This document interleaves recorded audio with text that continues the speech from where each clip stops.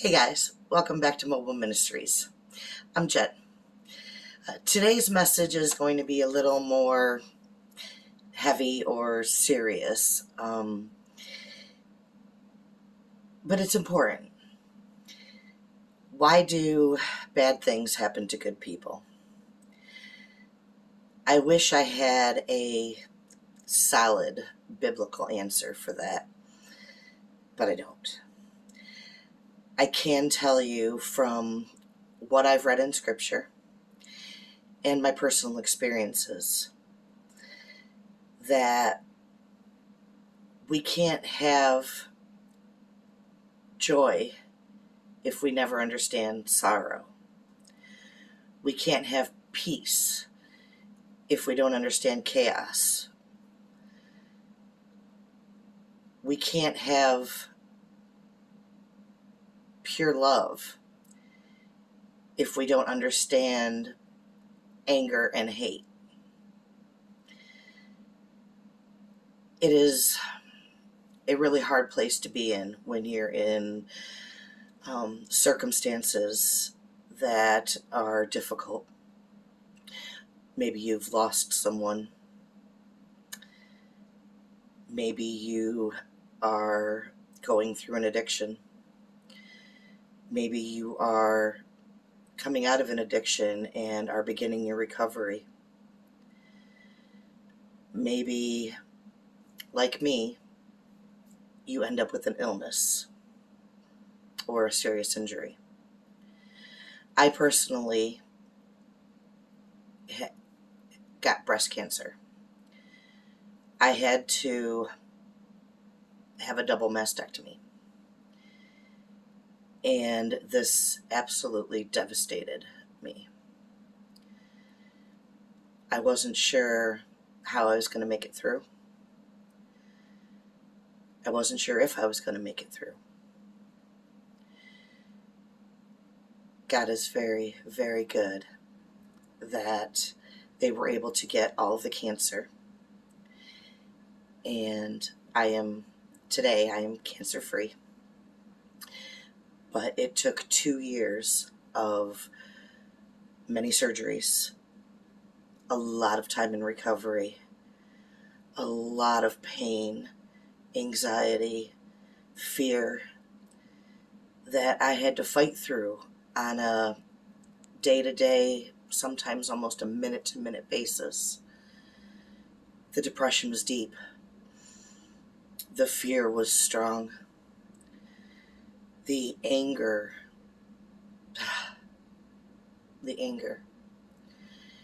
Angry at God, angry at nature, angry at my family, angry at, it seemed like everyone and everything.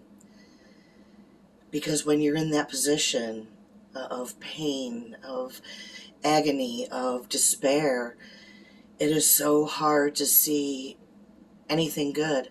It is so hard to see beyond that situation. I was blessed enough that I had family that was visiting and pouring into me, bringing me meals, visiting with me. I had a stepsister that would once a week for months would send me just a get well or a hang in there or thinking of you card that just, it absolutely meant the world to me. As I was kind of struggling in my despair one day, my best friend had stopped by to visit, and as she was getting ready to leave, she kind of got upset with me, and she was like, you need to get up off that couch. You need to get outside. It feels like I'm watching you dying, and I can't do this anymore. Please find some life. And that struck me so hard in the moment. I will admit I was angry with her for saying that, having those feelings of, well, she just doesn't understand what I'm going through. Nobody understands what I'm going through. Such lies that I was allowing to be drilled into my head. Here's the truth of it. When I took the moment and just cried out to God, I told him I was angry. I told him I was hurting. I told him I didn't understand anything. I asked him, why? Why are you doing this to me? Am I not a good person? Am I not a good Christian? You could have made this not happen. You could have taken me out of this. It could have just been a small lump that could have just been taken out and it would have been over with. Why? Why am I suffering like this? Why am I still in so much pain after so long? And I don't remember how long it took. I can tell you that it wasn't instantaneously. But I did, from that instant on, keep coming to God and pouring out my heart and pouring out my heart and pouring out my heart.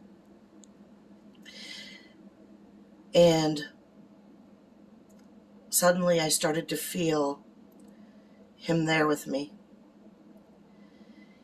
And those softly spoken words over my heart were, I love you. I love you so much. And I am not doing this to you. I am doing this for you.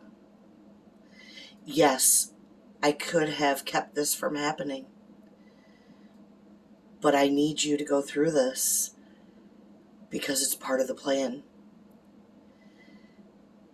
I always find that such a hard pill to swallow, that sometimes we have to suffer for our faith, or suffer so that we can help ourselves or help someone else through something.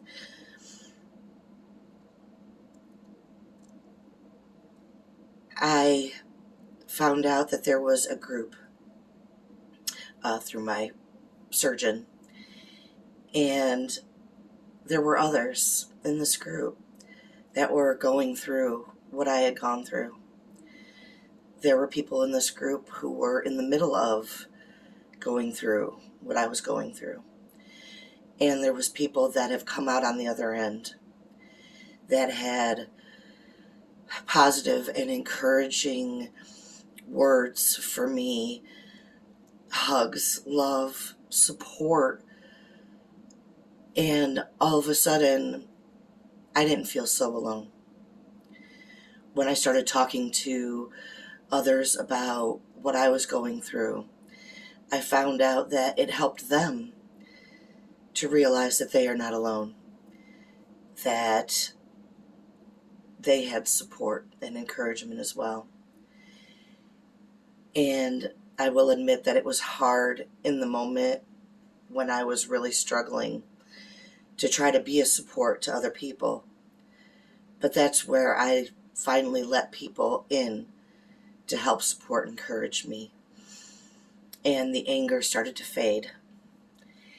And God's love just kept filling me up and filling me up.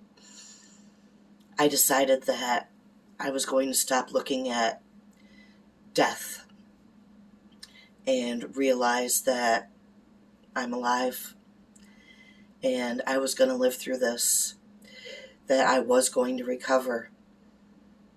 And when I came out on the other side, I was going to be stronger for it. And I needed to use that strength, that encouragement that was given to me, and give that back to others. There is so much more of this that I want to talk about, but it's not just a one video thing. So for today, I just want to say that when I started looking for life, I started finding it everywhere, up to and including a new church called Life Chapel. And again, the support and encouragement and the love that I found in this church was amazing. From these people was amazing. And when I got back into a group where I could really feel that it started to make a difference in my life, it made the prayer easier. It made diving into the Word easier because I was finding life everywhere that I looked. So I just want to encourage you today, look for the life. Stop dwelling in the muck. Stop living in that place of anger and chaos, a place where you can't find peace. And cry out to God. Tell him everything. There's a whole book in scripture that's called Lamentations, and it's lamenting is to cry out, this stinks, and I don't know how to get through it. I don't understand it. Cry out and see if God doesn't whisper to your heart. Maybe lead you to a group. Maybe lead you to someone else who is going through the same thing that you can help, or they can help you, or together you can help each other. Don't be afraid to step out and look for that life. When we focus on the death and the dark, that's all you're going to see. You have to reach past and look for that light and that love. I want you to check out the song Give Me Your Eyes by Brandon Heath. This is just one more way of asking God to show us a new way of seeing things. And sometimes if we can stop for a moment and see this through God's eyes, we can get a bigger picture, a better picture of what it is we're going through and why we might be going through that. I promise you that there is light and love on the other end of it. You just have to hold fast to God's truth, his promises for you. You are loved. I love you, and I'm here for you. If you have any prayer requests, go ahead and put them down in the comments. I promise you that I will read them, and I will pray over you or the situation. Thanks for joining me today, and we'll talk soon.